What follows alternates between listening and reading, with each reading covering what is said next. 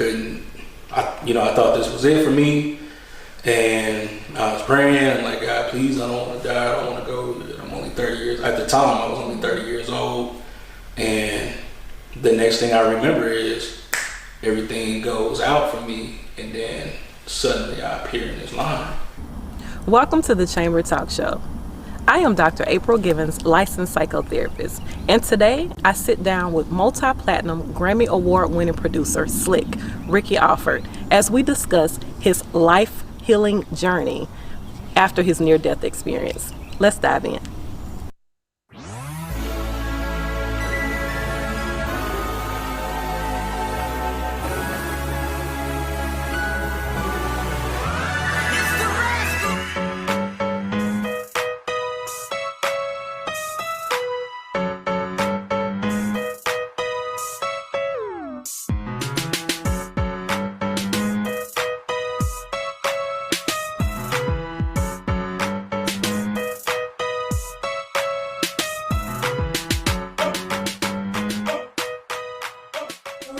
Tell us about your lifestyle leading up to this tragedy.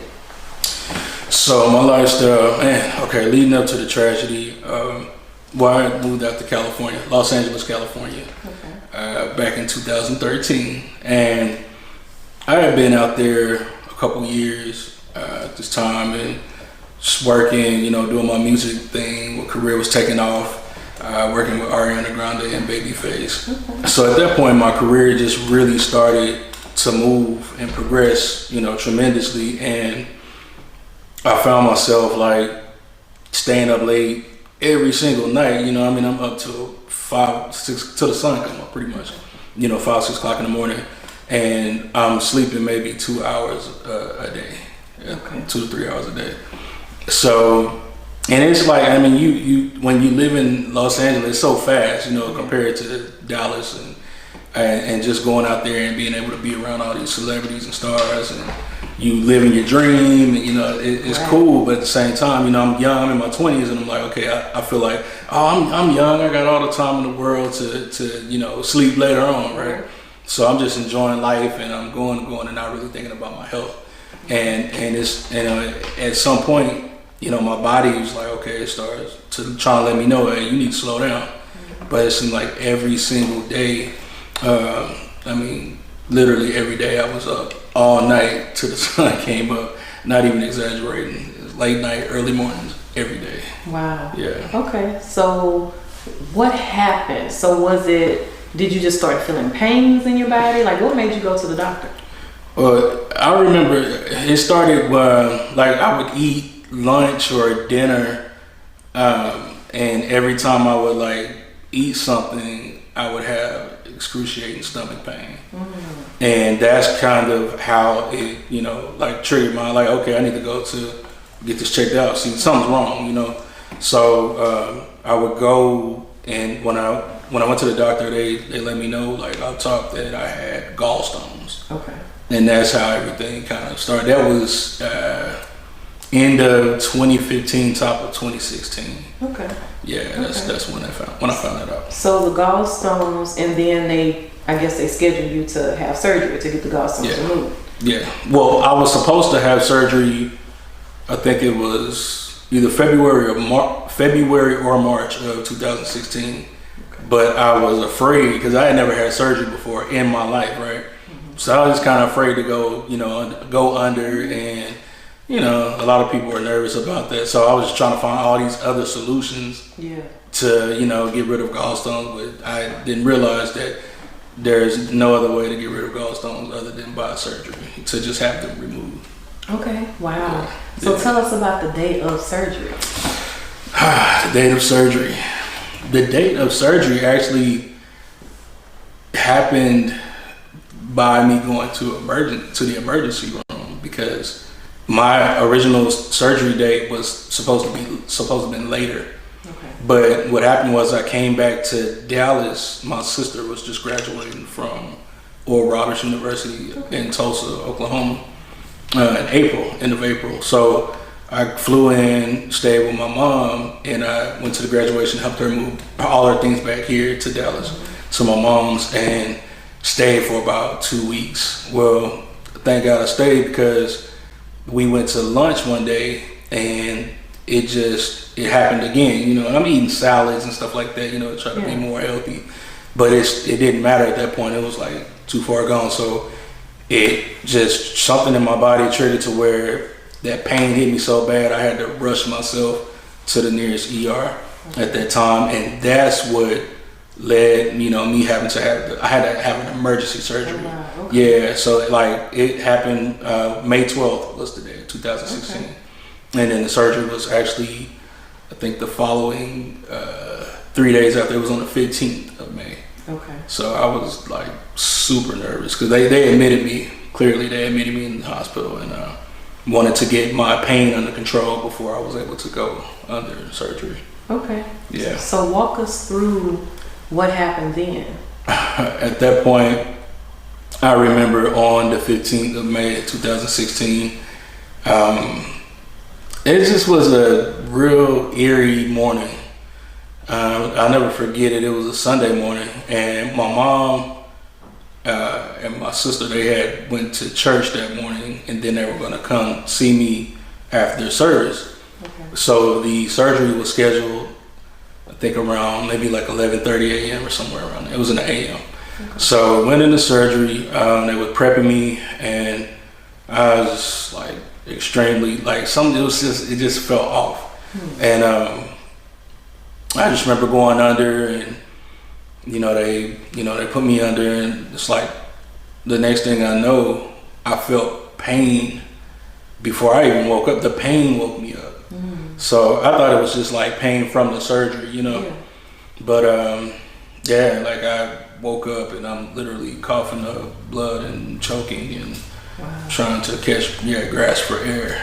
And that was at that moment I knew, as soon as I came to, I knew something wasn't right. I remember you saying so it's an anesthesiologist. Yeah. Kind of, did they mess up? Like what happened? Well, I'm just gonna tell you the truth, and this is just facts. It definitely was something that happened with the anesthesiologist. There was some type of a malfunction that happened there, that took place there in the process of me going through that surgery. Because before the surgery, I was absolutely fine. There was nothing wrong with my respiratory system at all. Nothing was wrong with my lungs. Nothing was wrong with my breathing patterns. Anything. You know, I was completely fine. The only thing that was wrong was that I had gallstones and I needed to have my gallbladder removed. But when I woke up from the surgery, again, I was coughing up blood. I couldn't breathe. I was gasping for air, and my wind supply was like it was being cut short. Okay. So there was definitely something that took place with the anesthesiologist, because that was the last person that touched me. Yeah. Before everything went wrong. Okay, so after that, then you went into a coma. Well, before I went into the coma, they wheeled me back to recovery, you know, like everybody goes after surgery, and my family's there. Everybody comes, a lot of my best friend, they came in to see me, him and his wife, and I'll never forget it. LeBron was playing. it was the NBA playoffs, and they had the TV on, and like I was telling my sister, it was like, "Hey, I'm hungry. Can you go to Sonic and give me something to eat, a burger or something?" Okay. So she left and came back, brought me food, and we were eating. And it's like, it's just, even when I went in from that short a period of time, maybe that first hour being in recovery, I was like, my breathing was just off. And I didn't understand why. I just felt like my chest was really heavy. And I'm thinking, okay, maybe this is just not complication, but just me recovering from the procedure that just happened, you know, from the surgery. But no, it's like shortly after that, the wheezing began to happen. Like I started wheezing, and then I started coughing more profusely, and then the blood started coming out. Yeah, so my mom was like, "What's going on with you?" You know, I'm like, "I don't know. Maybe my throat. You know, I'm trying to find. Maybe my throat got scratched up. I don't know." So we asked for assistance, nurses to come help. They were trying to bring me like stuff to gargle with, thinking it was maybe something with my throat. You know, but it only made it worse. And literally from not even the next 2 to 3 hours, I found myself less air, less oxygen, harder to breathe, more coughing, more blood coming up, more fluid coming up, and I started like having to use these bags, I guess they have, like waste bags to, you know, to spit in and to release all of those fluids in. And it just progressed as the evening went on. By that night, I was dying. Oh, wow. Yeah. And they had to put me on a ventilator, similar to COVID patients. Okay. Well, at this point, I wasn't in the coma just yet, but it was headed there. Okay. So by 3 a.m., well, first of all, I couldn't even go to sleep, because had I went to sleep, I wouldn't be here right now. Yeah. So I was up literally, you know, breathing really hard, trying with the ventilator to try to get air. And my mom, she's praying over me, you know, and my sister, they're praying over me. And, you know, I'm scared. I'm scared for my life, because this has never happened to me before. And you don't realize how much just being able to breathe is a gift until you can't breathe, you know. Right. And I just remember by 4 or 5 o'clock in the morning, I'm like faint, like I'm losing so much oxygen that I'm hallucinating. And I just remember my mom saying, hold on, because the doctors were, I don't know, they just couldn't get a hold of the main doctor that night. They were paging him and calling him, they couldn't get a hold of him. So he made it in about 5:30 a.m. that morning. Okay. So when he got in, immediately he got to my room and they rushed me down to like the critical unit. When they rushed me down, they said that I had about an hour left of surviving, like, or I was going to expire. So immediately they had to induce the coma. Okay. So that's how that came about. So I was induced into the coma. I'll say maybe around 6:30, 7 o'clock a.m. Okay. The next morning. Wow. So you flatlined 3 times. Yes, actually it was 5. We thought it was 3, but then when we got the medical records back, it was actually 5, a total of 5. Yeah. So basically the first time was after they put me under, my body was so worn out, and you know, from just the trauma of trying to breathe and, you know, get oxygen, that it gave out within that first hour of being in a coma. Like I literally died within the first hour. Wow. My body just shut down. So during this time, okay, the flatlining 5 times, while you were under, or I guess coming in and out of consciousness, what do you remember? That's the part that still so, you know, clearly today, you know, it's like I don't remember like a lot of here because I was out of it, right? So I do remember feeling my spirit completely leaving my body, like leaving here, you know. And, you know, I remember feeling my spirit like ascending through the universe and like just into a whole nother dimension, like way beyond what we know as, you know, the universe. And I just remember all these beautiful bright lights and different colors, and it was like I was moving so fast though. It was like light year speed, like, and it was beautiful and it was peaceful. And then it's like all of a sudden everything went real bright, and then I ended up in a line. I ended up in just like this long, this really, really, really long line, and it was double file, like it was 2, like paired. But it was so far in the distance I couldn't even see the front of the line. I didn't see a gate or anything. It was so many people that it just went all the way into the distance. And they were from ages, like, I mean, from all ages, from babies all the way up until, I mean, 100 years old. Like, wow, in this line. Yes, different nationalities, races, women, men, everyone. Yeah, and everybody was just patiently waiting, and this line was just gradually moving forward. It was like nothing you could do to stop it. Like it was just constantly moving. And, you know, I'm a Christian man, and we read the Bible and we know we're told about, you know, what happens in judgment and everything. So that's what we believe, you know, by faith. But like for me to actually like experience that at first, I'm like, okay. The last thing I remember, I was struggling. I was fighting to, you know, breathe. Yeah. I couldn't. I thought this was it for me, and I was praying. I'm like, God, please, I don't want to die. I don't want to go. I'm only 30 years. At the time, I was only 30 years old, and the next thing I remember is everything goes out for me, and then suddenly I appear in this line. So.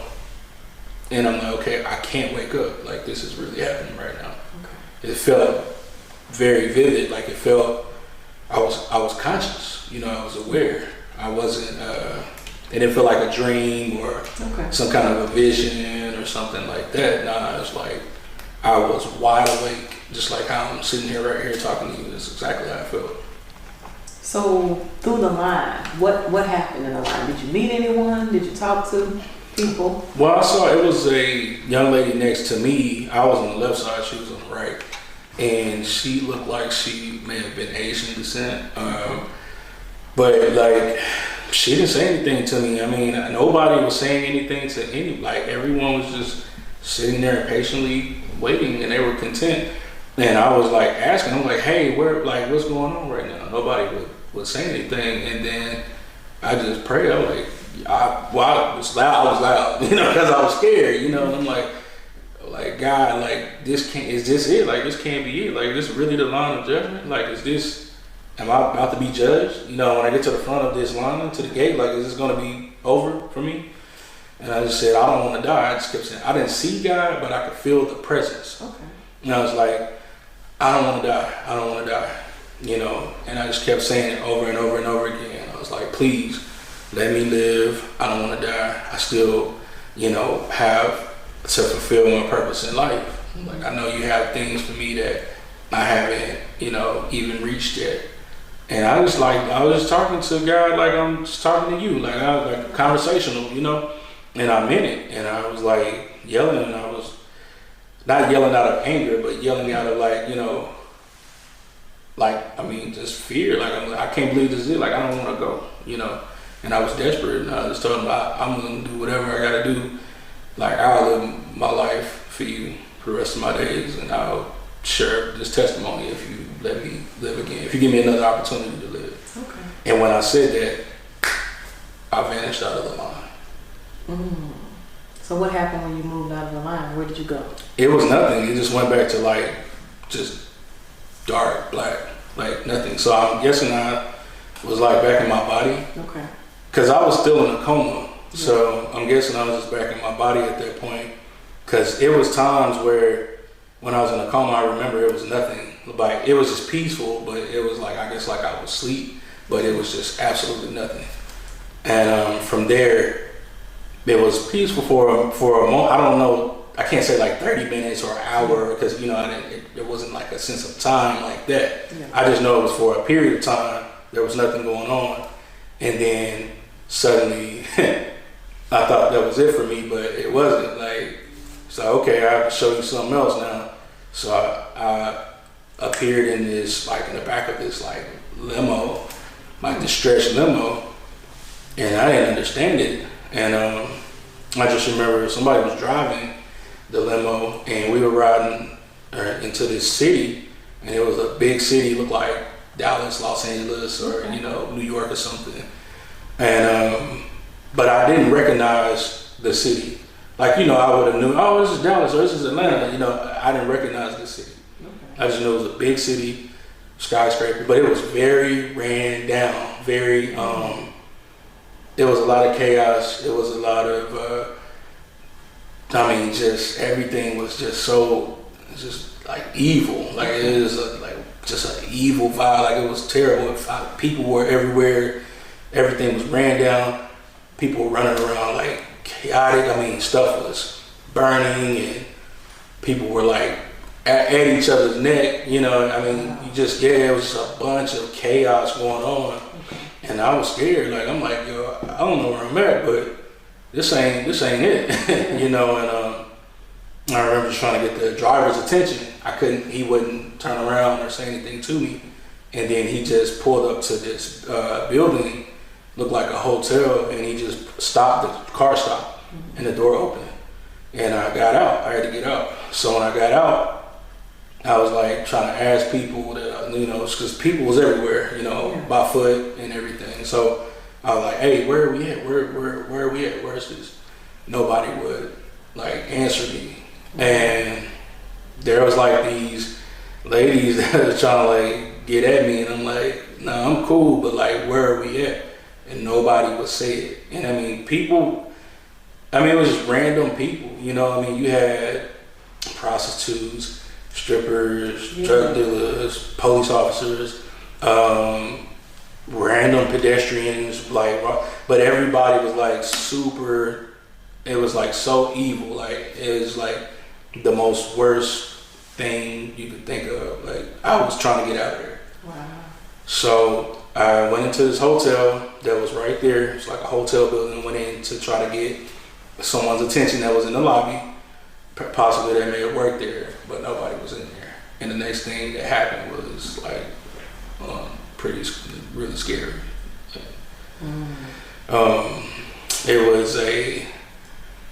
It was pretty much a demon that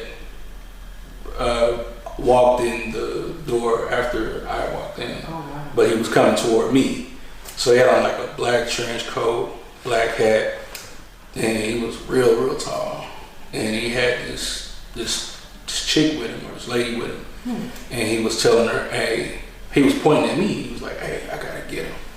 Yeah, he's special, I gotta get him. Wow. And I'm like, nah, you're not getting me. I don't, and it scared me, right? So I couldn't do nothing. I couldn't wake up. This is really, again, this feels very transparent. I'm aware and I'm awake of what's happening right now. I'm conscious of what's going on right now. And all I knew to do was like pray. Like I was nothing else I could do. Like I couldn't call nobody else. Like I had to pray. That was the only thing I knew to do. So I just started praying. And like I was praying, he's like walking closer to me.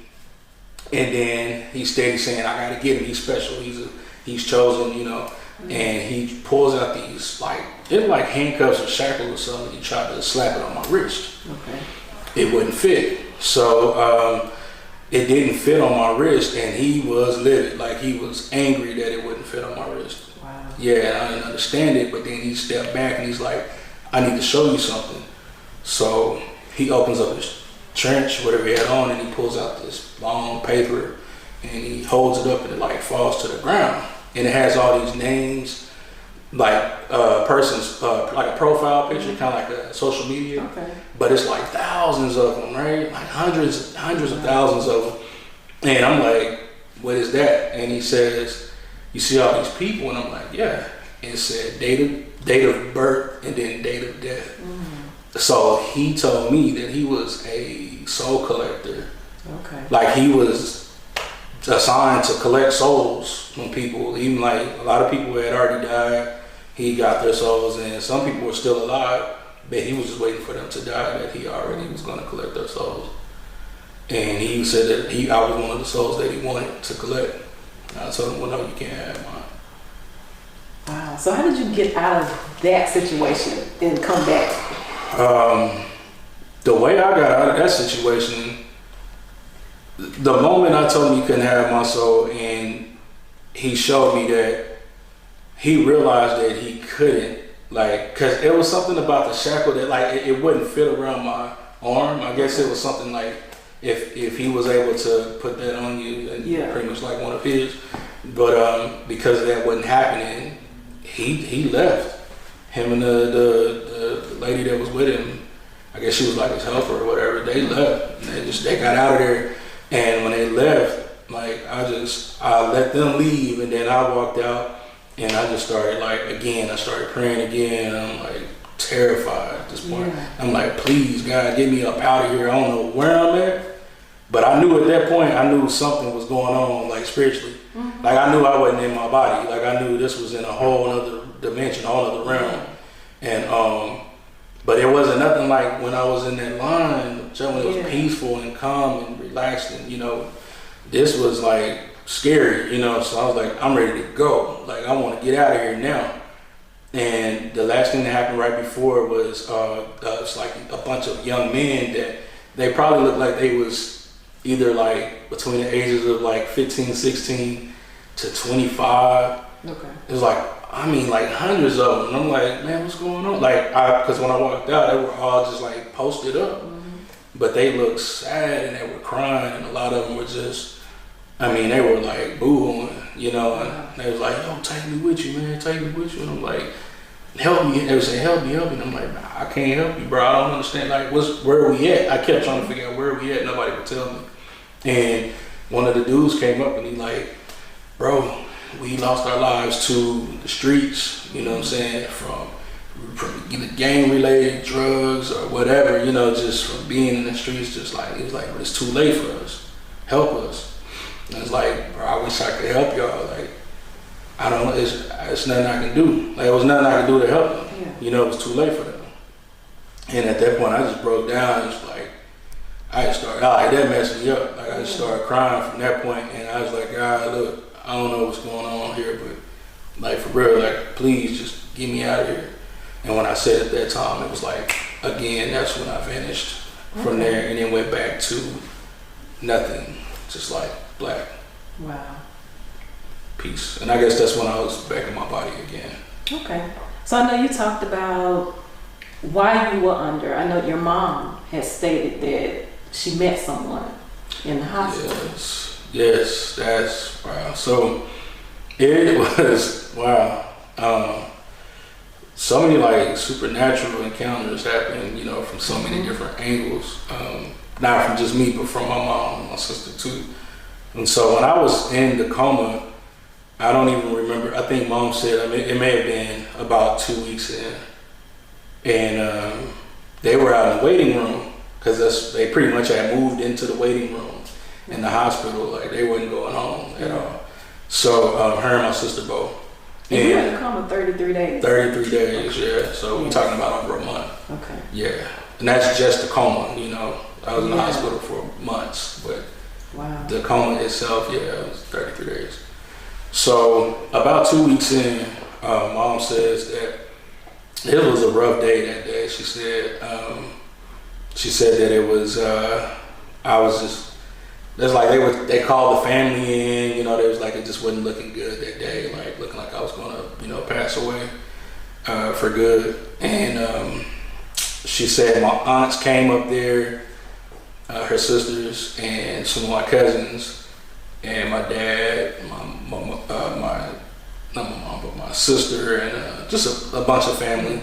So apparently, I guess I had a flatline that day. It was a cold blue, they call it, right? Okay. And I was real weak, and Mom's she was being real strong the whole time, but she had a breaking point that day. It was just too overwhelming for her that day. And when she went back into the waiting room area, she broke down. And my aunts were there to console her. My sister was there to console her. And she said that there was an older couple across the room that had walked over to her. She didn't know these people at all. Never saw them or anything. And she said this couple looked like they could have been maybe in their late 60s, early 70s, somewhere around there.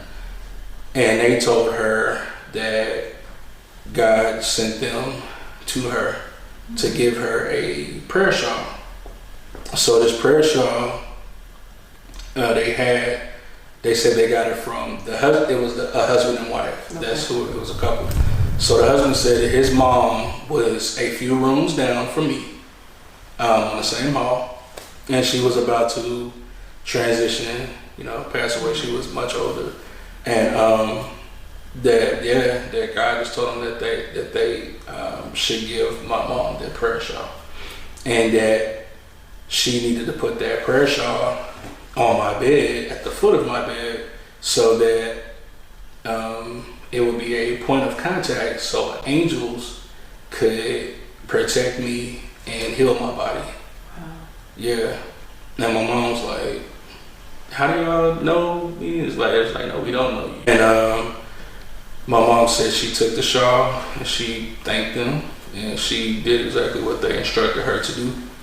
And when she did that, I think maybe about an hour or two later, they decided to move me to a completely different side, a wing of the hospital, over to another part of the ICCU unit. So when they did, they got all my belongings, wheeled me down and everything. I'm in a coma, of course. So my sister goes and she goes to the room where they were, supposedly. And when she goes to look for them, the room is completely empty. Like nobody's in there. Wow. So she go, and I mean, this is not enough time for anybody to clear out that entire room. So my sister goes back and tells my mom, she's like, I think you got the wrong room because I don't see anybody. And she's like, no, they're there in room, whatever room it was, number it was. So my mom goes back herself to try to find them. And when she goes back to look for them, she said the room was empty, but there was a couple that was standing in the room again, or at this point. And this couple was much younger. They looked like they were probably in their 40s. Okay. And she was like, I was looking for an older couple that was here with their mom. And she said that they said, well, are you sure it was an older couple? And she was like, yeah, it was a much older couple. They gave me a prayer shawl. Mom was here. She was, about to transition. And they just said, well, she said they made some type of a comment or like a joke, like, well, we know what you're talking about, but, all is well or something like that. Yeah. So my mom she said she just didn't understand, like, how the people were able to come that quickly. The mother that was there in the hospital bed in that room, and then all of a sudden they vanished and she never saw them again. But the couple that she saw, they looked much younger, but it looked like the same couple. Yeah. So she didn't know if it was the same people that they were like guardian angels. Or like real angels that came and brought her this shawl. She said she never found those people ever again. And she still has that prayer shawl today. Wow. Yeah, and also the moment when she put that shawl on my bed, it was like something happened with me. Like on my end, because I'm in a coma, right? But I remember at like a certain point of me being in that coma, I could literally see or feel like my mom and my sister, like their spirit, I could feel them. They're with me, their presence. But it was only after a certain time. So I'm thinking that it had to have been when they got that shawl and put it on my bed. Yeah. Because before it was just me. Like I just remember it was just me, myself, fighting, back and forth, angels, demons. Then it's like all of a sudden I felt more of a peace, even though I was still in the coma and fighting. I felt more of a peace because I could feel my mom and my sister there with me, and that's what the people said, that it was going to be a point of contact for us, and that the angels were going to heal my body that way. So, at what point did you wake up after that? I woke up. There was a lot more that happened, but it was because that was about 2 weeks in. So we're talking about maybe another 2 weeks in a few days. I woke up, but I had like I think maybe two more cardiac arrests after that. Yeah. And that last cardiac arrest was extremely, hard on my body because the doctors even said that at that point there was nothing else they would do. Like if I went into another cardiac arrest, they were not going to try to resuscitate me because it was just too much on my body. Like, because every time you have a cardiac arrest, it's harder. It gets harder and harder on your body. Yeah, so it makes things pretty much like it's harder to recover each time, according to the doctors. Now you say your lungs, one of your lungs, something happened with your lungs. Well, both of my lungs had completely collapsed and hardened, and they were completely non-functional. I was on life support but it was a machine called the ECMO machine. And this machine is the same machine that a lot of the COVID patients were on, that were severe, severe COVID patients were on. And it literally, they had a tube running through my neck here, 2 giant tubes running through my neck that went down into my body, connected to my aorta, my heart. And it was basically taking the blood out of my body through the tube into the ECMO machine, filtering out, putting oxygen in it, and then bringing the good oxygen blood back into my body. And that's what was keeping me alive. Wow. Because my lungs had completely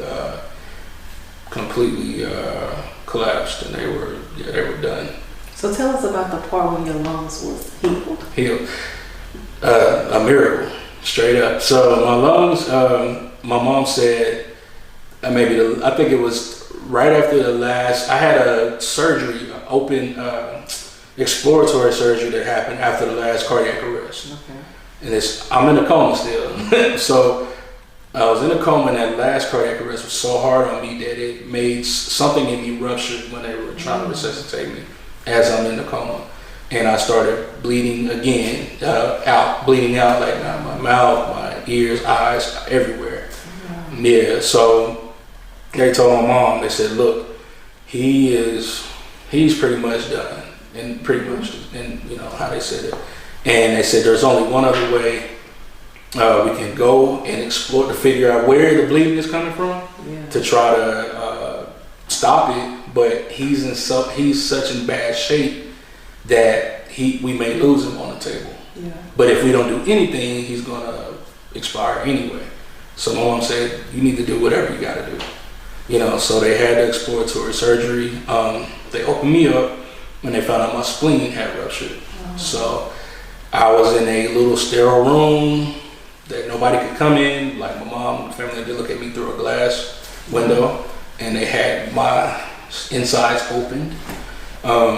And they found my spleen. They sewed it up, and they kept me open for I think about 2 or 3 days in that room to allow all my everything, because I was so swollen. They had to let everything go back down. So to release the pressure, they needed to keep me open. So a lot of people actually pass away, don't even make it through that surgery by itself. But that was a miracle within itself. So from that point, my lungs, I made it through that, right? But the doctor said, even though he made it through this, his lungs are still done. And my lungs were so damaged to the point that there was no repairing or no, I don't even know, do they have lung transplant? I don't know if people they do. So, that's a list, you gotta wait, we didn't have time for that, nor did we have the type of money for that or insurance. So, they just said it was a matter of time again, to just, spend time with him, have the family come in and just, make your peace and start making your arrangements, And my mom wasn't trying to hear it. So my mom, she went to the church where she is, because my mom's a pastor. So she went to the church, and she said there's nothing else she could do at that point. She just went, and she was in there by herself. And she was like praying at the altar and just crying out and asking God, please heal her son, don't take her son. And she cried out, that mother's prayer, right? And she said she was in there for hours that night. And she said she went home for the first time that night to sleep in her bed. And she said it was maybe 5:30, 6 o'clock in the morning. She got a call from the hospital and said, Miss Diane, we need you to come up here immediately. We need you to come now. So she said, what's going on? They said that every morning I had x-rays done. Right? Somebody would come in, they would look at my lungs every single morning at 5 a.m. And after this particular morning, it's like something happened. When my mom went and she went to the church and prayed at the altar, like something happened. Like overnight, something miraculously happened. And they said for the first time out of the entire coma I was in, that they saw little spots of oxygen in my lungs. Because other than that, before that, it was nothing. Yeah. And that morning they saw little itty bitty spots. And they said it wasn't much, but it was just something. And they thought it was maybe an error, you know, with the machine, with the X-ray or something. But they went back and did it like 2 or 3 more times, and it was still there. So they said some type of way there's some little air pad like creating, and we don't understand how, because it's impossible for you know, the condition that your son is in. This is impossible. So they said, okay, well, we'll just watch closely. So the next day, overnight, something happens again, and then they come and do X-ray the next morning, and it's even more. So now we're starting to get some little air pockets and oxygen that's coming into my lungs. Now keep in mind, the last thing the doctor said was there was nothing else they could do at this point. So it was a super natural miracle that was taking place, and it probably was not even a week from that first time when they started seeing oxygen. It wasn't even a week before my lungs had like kicked back in and like regenerated and healed themselves. Like, it moved quick, and it was like the machine was breathing for me, right? So I had maybe like not even 10% oxygen that I was breathing. It was all the machine, and it went from being like 8% or something of me to by that next week, I was like at 80% out breathing the machine. Wow. And they said, okay, we're going to monitor him for these next 2-3 days, and if Rickey is he kicking like this and breathing, then we're going to take him off this, you know, machine, off the ECMO. And like it just, I was at that point, I was ready. So I think by that next day, I was probably like at 90%. And they said, okay, tomorrow we're going to take him off the life support, because he's out breathing it. Yeah. You know, so they took me off the next day, and they said it wasn't even a good 20 minutes after they took me out that I opened my eyes. Wow. That's amazing. Yeah. So I know it's so much more to the story, but for the sake of time, I'm working on a book that's coming out. So I was with all the details. Okay, so yes, you do have the book coming out, so I was going to segue into that. Okay. So tell us a little bit about, I guess, the book. Well, the book is called 33 Days, A True Miracle Story, and it pretty much covers everything we just discussed, but in more detail. So I mean, there's so many dynamics, and it's even like a 3-way thing between me, my mom. Well, not even 3-way really. It's just 4 or 5. There's so many different angles, because I mean, we're touching everything that I went through, my perspective, my mother's perspective, my sister's perspective, my dad's perspective. Everybody was there. It was from the angels to the demons to the me in and out of, going to heaven and talking to my, seeing my aunt and my family members, to my pastor, these people that passed away years ago that I saw and talked to, and that encouraged me while I was going through this time, this affliction that I was dealing with at the time. And then for me going to purgatory and seeing demons and, being tormented, and, and from seeing, having premonitions and going to the future and the past, and just seeing, being out of my body and seeing myself being worked on by the doctors, like looking down at myself and the doctors working on my body, and just covering all those different grounds and sharing with people my real life experience, that they was, hopefully that it could touch somebody's life and help them to believe. Because I mean, one of the ultimate things of the whole situation that I went through that taught me is that how real God truly is. Yes. I know there's a lot of people that question that, and I mean, man, it's so real. Like it's not a game. This is definitely not it for us. There's definitely an afterlife. And there's definitely more to it than just this. So I'm covering all those grounds. Yeah, and that's really good to know. I think it helps put a lot of people at ease. Yeah. It brings a sense of ease for sure and peace. I get a lot of people now that reach out to me on social media and different platforms that I have that have heard about my testimony or my story, and they definitely ask me several questions, and and they say thank you so much for giving me, because like they may have had an uncle or a dad or a mom that was on life support and may not have been fortunate enough to pull through that.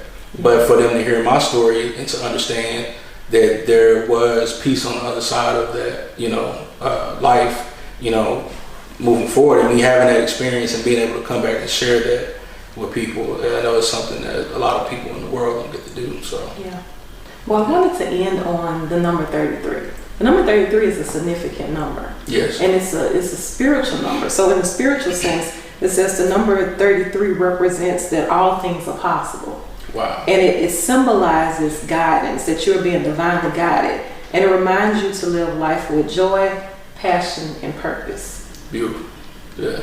So is that what you're doing right now? That's exactly what I'm doing right now. And it's amazing that it lines up like that. And I looked it up too, and it just confirms, and the people always say, like, man, are you an angel, man? Did you come back as an angel? I'm like, bro, I'm not an angel. I mean, I'm definitely still have my flaws. I'm a human. However, I will say that I did come back, I feel like, with a sixth sense. Yeah. Yeah. I feel like, and the best way I can put it, like I paid a price of some type, sacrificially, but not on no craziness, but in a good way. Like the things that I had to endure and encounter. Like, I mean, at 30 years old, I'll be 36 this year, and it was almost 6 years ago now that this happened, and I mean, just to see the progression in my life. The bounce back, was incredible. They told me that I would be at a vegetation stage the rest of my life if I made it out. First of all, I wasn't supposed to make it out. Yeah. And I did. And then when they said, okay, well, he'll make it, but he'll be a vegetable for the rest of his life. And he'll be crippled or walking with a cane or on a wheelchair. None of those things. I have no lack. I don't take any medicine. I'm completely healthy. I'm actually in better shape now than I was before it even happened. That's good. Yeah, so it's just like all things well. Like, I mean, I'm completely whole, man. But all blessings, multi-platinum Grammy Award winning. Yeah. Two Grammys happened after the fact. Before I didn't have any. I had a couple Grammy nominations, but after the incident happened, I won 2 Grammys and like a bunch more plaques and. The success is steady going, and now my story is not just about music anymore. Now it's music with a purpose. Yeah. Before it was like my own self-gain, my own I'm a self-made, or I'm doing this and I'm great and this and that. Now it's like, okay, it ain't just about me. Mm-hmm. It's about music, yes, but it's music with a purpose behind it now. So yeah. Wow. Well, thank you so much for this interview. It was amazing. Thank you. We definitely appreciate being able to talk to you and hearing your experiences. Thank you for having me. Thanks. I just finished interviewing Slikk Rickey Offord. Wow. What an amazing story on his near-death experience, overcoming it, his healing journey, to now being prosperous, living his purpose, and enjoying life. If you want more details about his story, check out his upcoming book, 33 Days. And tune in to the Chamber Talk Show. Follow us on Instagram, YouTube, and Facebook.